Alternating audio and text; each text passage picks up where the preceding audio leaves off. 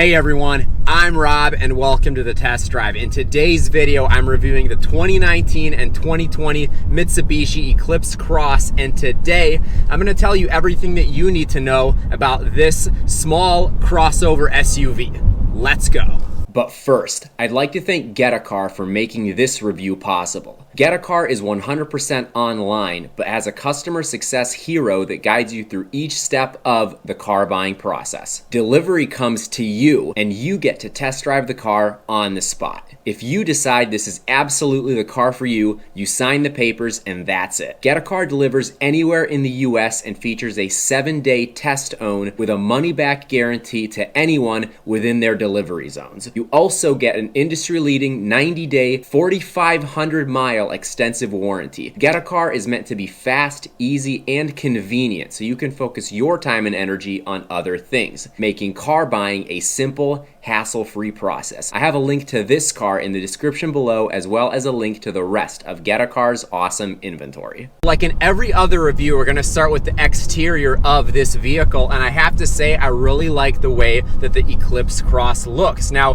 when the Eclipse Cross first came out, I was a little bit confused by the name because most of you probably remember the Mitsubishi Eclipse was actually a coupe and there was a convertible. So, I mean, it was a well-known name and, you know, something where when you said Eclipse, you knew it was a Mitsubishi, but it's interesting they decided to bring it back as a crossover, but it makes sense because so many people are looking at vehicles in this space now. This is the most sought after space, and you know, every manufacturer is coming out with more vehicles for the crossover SUV space. So it makes sense that they'd want such a well-known name to be a vehicle there. And then Cross obviously makes it obvious that this is a crossover. So I think it looks really good from the front. It has a nice aggressive stance. It has a sort of boxiness to it, which I really appreciate. From the side, it sits tall enough to be obvious that this is an SUV and it's trying to be an SUV and not a hatchback. And it has a really interesting look from the rear that I, again, really like. I think there were some manufacturers in the, I don't know if it was the 90s or early 2000s, that tried to make some vehicles look like this, have that kind of shape, and that didn't pull it off well. But Mitsubishi with the Eclipse Cross really did, and I like it. And it's also interesting that you basically have two rear windows in the hatch, and you know, it's good. I mean, it's unique. There's not a lot of vehicles that look like this, if any, really. Despite the fact that there may be varying opinions on this, I really like the futuristic design of the Mitsubishi Eclipse Cross. You have very sharp angles all over the car. You have taillights in the rear that are connected into one large piece. And what that basically does is creates two rear windows, although it doesn't really obstruct visibility very much. And it definitely looks cool. It stands out from other small SUVs in what is becoming a very, very crowded space. The dimensions of the Eclipse Cross also impact cargo space quite a bit. You get 22.6 cubic feet in the trunk, which is not bad. It's enough to fit a decent amount of stuff, but it's not as good as what a lot of the competitors are offering. However,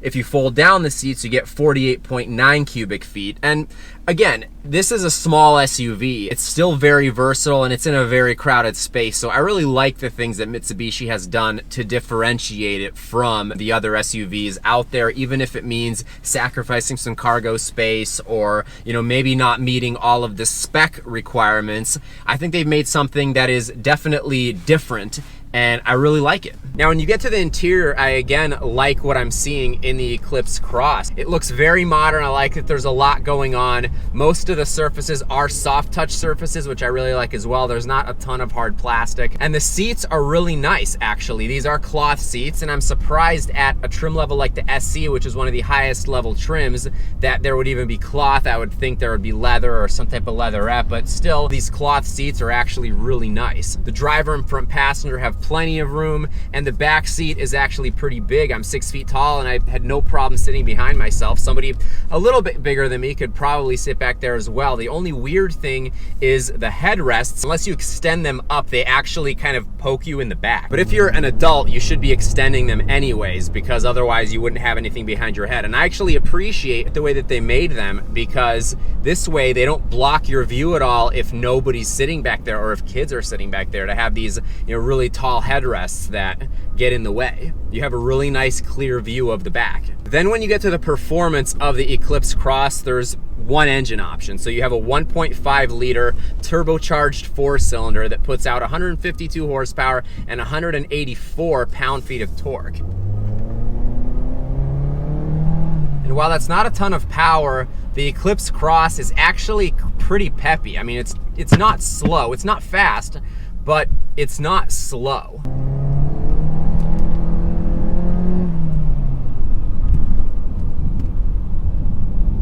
Yeah, it's not slow. And you do feel bumps, but it's not harsh. It works for a vehicle like this. You also get some decent fuel economy. You get a surprisingly high 25 miles per gallon in the city, and then I guess maybe slightly lower than expected 26 miles per gallon on the highway, but still overall, I would say it's pretty good fuel economy for effectively an SUV. Mitsubishi also calls this transmission an 8-speed CVT with sport mode. And while a CVT is effectively a gearless transmission, I guess, it does have 8 shiftable gears. So I will give it that.